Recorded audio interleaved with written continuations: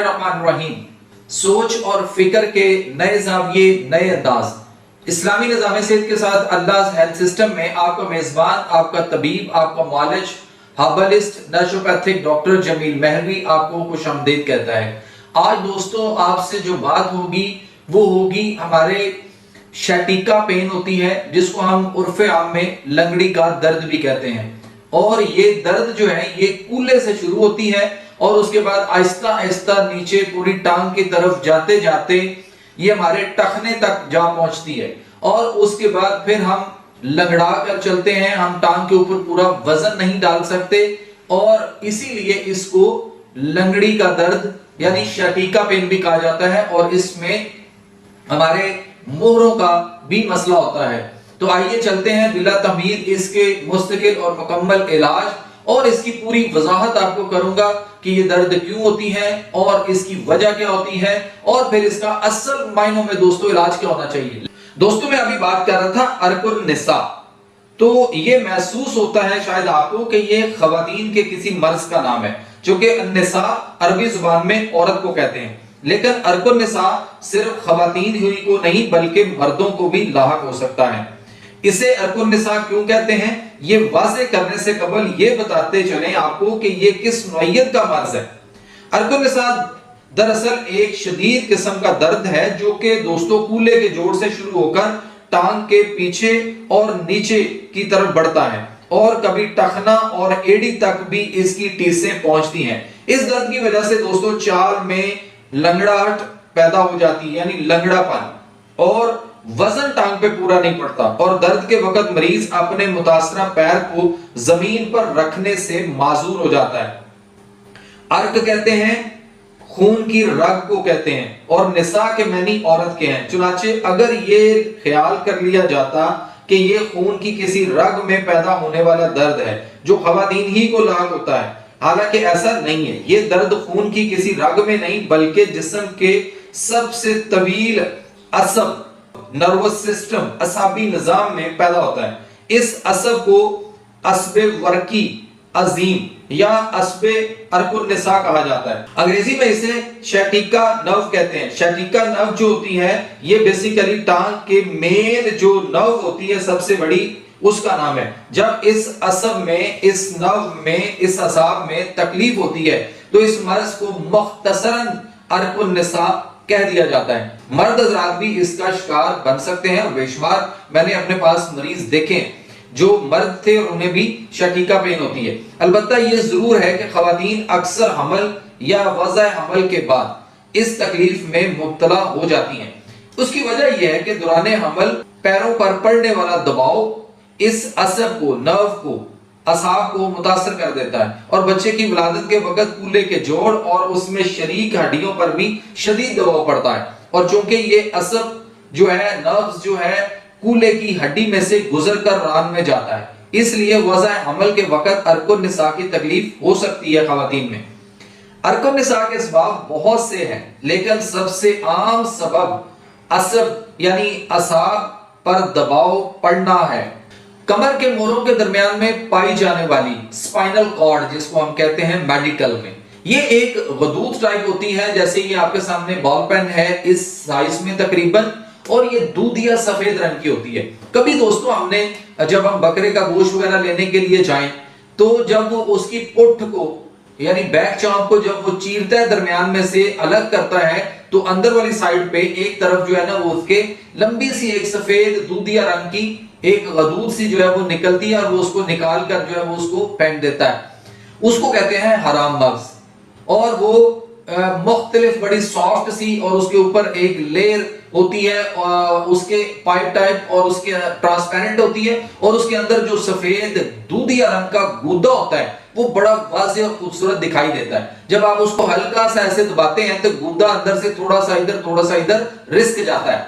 सो इसको कहते हैं स्पाइनल कॉर्ड यानी उसके अंदर हमारे जो दिमाग है यहां से निकलती है और रीढ़ की हड्डी के अंदर नीचे तक जाती है और फिर उसमें हमारे मोटर न्यूरॉन सेल्स जो होते हैं उसका जो करंट होता है वो रिफ्लेक्ट करता है। आपके सामने तस्वीर आप देखें, आपके सामने एक पूरी फुल बॉडी जो है वो घूम रही है और आपको दिमाग और पूरी बॉडी में असाब और उसके नर्व्स जो है उसकी लहरें اور اس کی جو سگنلز ہیں وہ آپ کو جاتے ہوئے دکھائی دے رہے ہوں گے. سو یہ دوستو جو ہے اس کو کہتے ہیں ہرامکس. اور جب یہ ہمارے مورے کے L4 L5 S1 کے قریب پہنچتے ہیں تو وہاں پہ یہ اسپائنل کارڈ جو ہے یہاں سے دو وینز نکلتی ہیں جس کو شیٹیکا کہتے ہیں. ایک ہمارے رائٹ سائڈ پہ اور ایک ہمارے لیفٹ سائڈ پہ, دونوں ٹانگوں میں نیچے تک جاتی ہے. یہ مین سپلائی نرو ہوتی ہے ہمارے اعصاب کی, اور اس کے اندر ساری blood circulation, blood perfusion rate اور سارا کچھ اس میں جو ہے وہ جا رہا ہوتا ہے. کرنٹ اور اس کی ریفلیکشن بھی جا رہی ہوتی ہے, جس کی وجہ سے ہم زمین پر جو ہے وہ پیدل چل سکتے ہیں, کھڑے ہو سکتے ہیں, بیلنس کر سکتے ہیں, اپنے آپ کو بھاگ دوڑ سکتے ہیں, ایکسرسائز کر سکتے ہیں, کام کاج کر سکتے ہیں. سو جب یہ L4 L5 ڈسک جہاں سے نکل رہی ہوتی ہے وہاں سے یہ دو وینز نکلتی ہیں, شیٹیکا کہتے ہیں اس کو. اس لیے اس کے اندر پین, درد جو ہوتا ہے, اسی لیے اس کو شیٹیکا پین کہا جاتا ہے. اور لنگڑی کا درد اس لیے کہا جاتا ہے کیونکہ جب درد بڑھ جاتی ہے, شدت اختیار کر جاتی ہے, تو مریض جو ہے وہ اس پہ اپنی اس ٹانگ پہ وزن نہیں ڈال سکتا. وزن ڈالتا ہے تو لنگڑا کے چلتا ہے, تھوڑا سا لڑکھڑا کے چلتا ہے, اور پھر درد شدت اختیار کر جائے تو وہ اس ٹانگ پہ وزن نہیں ڈالتا بلکہ دوسری ٹانگ پہ وزن ڈال کے, اور پہلی والی جو ٹانگ ہوتی ہے اس کو اوپر کو فولڈ کر کے ایک ٹانگ پہ کھڑا ہو جائے تو تھوڑی دیر کے بعد اس کی شدت درد میں فاقہ بھی ہو جاتا ہے. یہ اس کی بڑی واضح علامت ہے. تو دوستوں میں بات کر رہا تھا کہ کمر کے موروں کی وضع کی تبدیلی اس کا سبب بن جاتی ہے. یہ شکایات جو ہے نا ان مریضوں میں زیادہ ہوتی ہیں جو بہت نرم گدوں, خصوصاً سپرنگ والے گدوں پر سونا پسند کرتے ہیں, اور وہ بھی کوئی اچھی کوالٹی کے سپرنگ میٹرس نہ ہو تو. دوسرا, لکھتے اور پڑھتے وقت اپنی کمر کو سیدھا نہ رکھنا, یعنی آگے کو جھک کر دیر تک جھکے رہنا. اور یا کچھ لوگوں کو دیکھا ہے وہ کھانا کھاتے ہوئے بہت زیادہ جھک کر کھاتے ہیں. اپنی کمر کو سٹریٹ رکھیں, سیدھا بیٹھیں, جو بھی کام کر رہے ہو, آپ کھانا کھا رہے ہیں, آپ لکھ پڑھ رہے ہیں, کچھ بھی کر رہے ہیں, نہیں تو آپ کی جو ساخت ہے اس کی وہ کمزور ہو جاتی ہے. اور اس کے بعد ہے کہ کسی وزنی شے کو جھک کر اس طرح اٹھانا کہ زور کمر پر آئے. اس کے بعد ہے ہاتھوں پر بہت بھاری سامان اٹھا کر زینہ چڑھنا یا اترنا, یعنی سیڑھیاں چڑھنا یا سیڑھیوں کا اترنا. بعض امراض میں عرق النساء کا باعث بن جاتے ہیں, خاص طور پر وہ امراض جو ہڈیوں کی بناوٹ کو دوستوں متاثر کرتے ہیں, مثلا ہڈیوں کی دک, آتشک, گینٹھیا وغیرہ. دک اور گینٹھیا میں ہڈیوں کی ساخت کمزور اور بھربری ہو جاتی ہے, جس کی وجہ سے وہ اپنی قائم جگہ جو ان کی ہوتی ہے وہ اپنی جگہ پر قائم نہیں رہ پاتی اور قریبی اعصاب پر دباؤ پڑنے لگتا ہے. اس طرح کی صورت کسی حادثہ کے بعد بھی ظاہر ہو جاتی ہے. خواتین میں رحم کے جو کینسر ہوتا ہے یوٹرس کا, اس کے بعد یہ درد شروع بھی ہو جاتا ہے. بعض اوقات زہریلے مادے اعصاب کو متاثر کر دیتے ہیں, اس لیے اکثر زہر خورانی کے واقعات کے بعد عرق النساء ہوتے ہوئے جو ہے وہ مریضوں میں بھی دیکھا گیا ہے. جیسے دوستو آپ نے دیکھا ہوگا کہ بہت سارے لوگ بارش میں نہاتے رہتے ہیں اور بڑی دیر تک نہاتے اور انجوائے کرتے رہتے ہیں. بہت سارے لوگ ٹیوب ویل پہ جا کر یا کسی نہر میں جا کر جب نہاتے ہیں اور دیر تک کپڑوں کے ساتھ نہاتے رہتے ہیں اور کپڑے بھی گیلے ان کے بدن کے ساتھ چپکے رہتے ہیں, تو یہ وجہ بھی ان کی اعصاب کے وہاں پہ دباؤ اور کھچاؤ اور وہاں پہ ٹھنڈ کا ایفیکٹ ہونے کی وجہ سے بھی ایسا ممکن ہے اور وہ ہو جاتا ہے. اس کے علاوہ دوستو شدید قبض جو ہوتی ہے وہ بھی اس کا سبب بن سکتی ہے. عرق النساء کبھی ایک پیر میں ہوتا ہے, لیکن شدت یا شدید صورت میں یہ دونوں پیر بیک وقت بھی متاثر ہو سکتے ہیں. یہ ایک بار ہو کر ٹھیک بھی ہو سکتا ہے اور کبھی دورے کی شکل میں بار بار لوٹ کر آتا ہے. اس کا دورہ جلدی جلدی اور بعض صورتوں میں سال بھر کے وقفے سے پڑتا ہے. دورہ پڑنے کے وقت اگر متاثرہ ٹانگ کو دبا کر دیکھا جائے تو ایک ڈوری کی شکل میں پوری ٹانگ میں درد ہوتا ہے اور سختی محسوس ہوتی ہے. شدید حالت میں پیر سن ہونے لگتے ہیں. چلنے یا پیر پر زور دینے یا جھٹکے سے یا جھکنے سے تکلیف میں اضافہ ہو جاتا ہے. اکڑوں بیٹھنا دوبر ہو جاتا ہے, حتیٰ کہ کھانسنے اور چھینکنے سے دباؤ پڑ کر شدید درد ہوتا ہے. اونچی ایڑی کے جوتے نہ صرف اس مرض کو پیدا کرتے ہیں بلکہ اسے بڑھانے میں بھی مددگار ثابت ہوتے ہیں, خاص طور پر وہ خواتین جو ہے وہ ہائی ہیل یا پینسل ہیل کا استعمال کرتی ہیں. آپ دیکھ لیجئے کہ ان کے پھر بعد میں ہپ جو ہے وہ بڑھ جاتی ہے, ان کے کولوں کے جوڑ کے مسئلے بنتے ہیں, ان کے پاؤں کے جو جوڑ ہوتے ہیں نیچے پاؤں کے ٹخنے کے اور انگلیوں کے جو جوڑ ہوتے ہیں ان میں شدید درد آتا ہے، ایڑی کا درد آ جاتا ہے، عرق النساء ہو جاتا ہے، موروں کا مسئلہ بن جاتا ہے، ہپ کا سائز بڑھ جاتا ہے، اور اس کے بعد وہ صرف اپنے فیشن کے چکر میں اپنے آپ کو بہت زیادہ مصیبتوں اور تکلیفوں کی طرف دھکیل لیتے ہیں، اور آگے چل کے دوستوں یہ کرونک ڈسیبلٹی یعنی لمبے عرصے کی معذوری کی طرف بھی جا سکتی ہیں۔ عرق النساء کی تشخیص کا سب سے اچھا طریقہ یہ ہے کہ مریض اپنی پشت دیوار سے لگا کر کھڑا ہو جائے اور متاثرہ پیر کو سیدھا اور سامنے بغیر گھٹنا موڑے ہوئے اٹھائے۔ اگر وہ ٹانگ زمین کے ساتھ زاویہ قائمہ یعنی 90 درجے تک کا جو زاویہ ہوتا ہے اس کو بنانے لگے تو اس کا مطلب یہ ہے کہ اسے عرق النساء نہیں ہے۔ اور اگر پیر اوپر اٹھاتے ہوئے درد اور کھچاؤ اور اعصاب میں شروع ہو جائے تو مزید اٹھانا ممکن نہ ہو تو سمجھ لیجئے کہ مریض عرق النساء کا شکار ہے۔ عرق النساء سے صحت یابی کا انحصار اس کے اسباب، اس کے روٹ کاز پر ہے۔ اگر مرض پرانا ہو جائے تو بڑی توجہ اور یکجوئی کے ساتھ علاج کرنے کی ضرورت ہوتی ہے۔ دباؤ کے نتیجے میں پیدا ہونے والا درد عموماً دباؤ ہٹ جانے کے بعد دور ہو جاتا ہے، جیسا کہ اکثر حاملہ خواتین کے ساتھ ہوتا ہے۔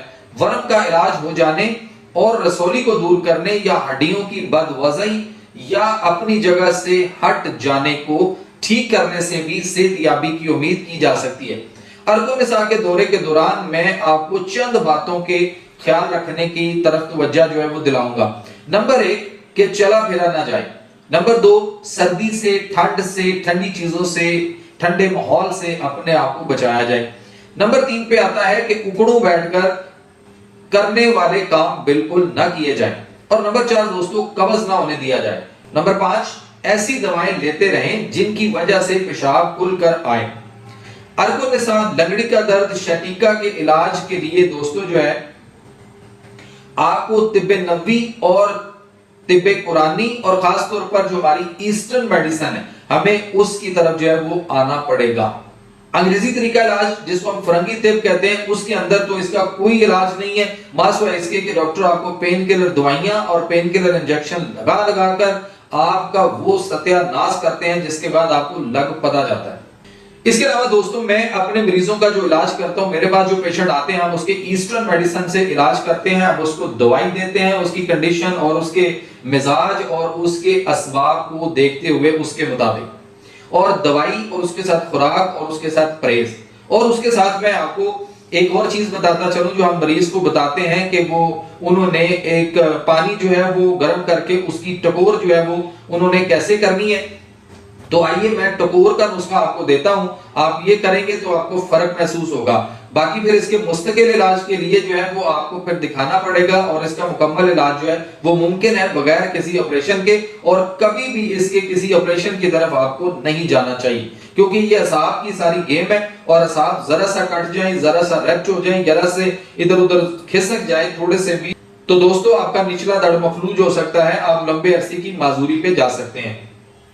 عرق نساء کے علاج کے لیے جو میں مریضوں کو ٹکور بتاتا ہوں وہ میں آپ کے ساتھ شیئر کرتا ہوں۔ آپ کو پوست خشخاش لینی ہے، کیسو کے پھول لینے ہیں، اور بقائن کے پتے اور آکاش بیل، ایک ایک شٹانگ جو ہے نا آپ نے یہ ساری چیزیں لینی ہے۔ ایک شٹانگ کا مطلب ہوتا ہے کہ 50 گرام، اور چوتھائی بالٹی آپ نے جو ہے وہ پانی میں ڈال کر اس کو جوش دینا ہے۔ ان چیزوں کو جب اچھی طرح جوش آ جائے تو اسے چھان کر لوٹے کی ٹوٹی کے ذریعے درد کے مقام پر جو ہے وہ آپ پانی ڈالیں جو کہ قابل برداشت ہو، اور اس وقت پانی اتنا گرم ہونا چاہیے کہ جسم کو اس کی سیک بھی محسوس ہو، مطلب بہت زیادہ ٹھنڈا یا ہلکا نیم گرم بھی نہیں کر لینا۔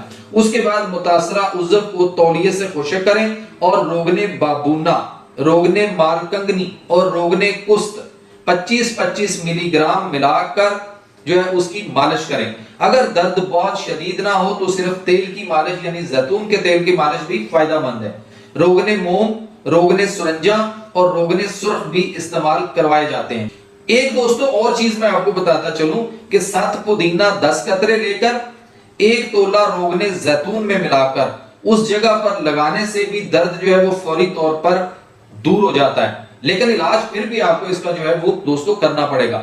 اور عرق النساء کے مریض کو بڑا گوشت، اچار، چٹنیاں، سرکہ، زیادہ چکنائی جو ہمارے ہاں یہ جو کوکنگ آئل ہے اور بناسپتی گھی ہے ان سے جو آتی ہے ان سے اپنی جان چھڑائیں، اور یہ جو fast food, junk food, frozen food, ان سے آپ کو اپنے آپ کو بچانا ہے۔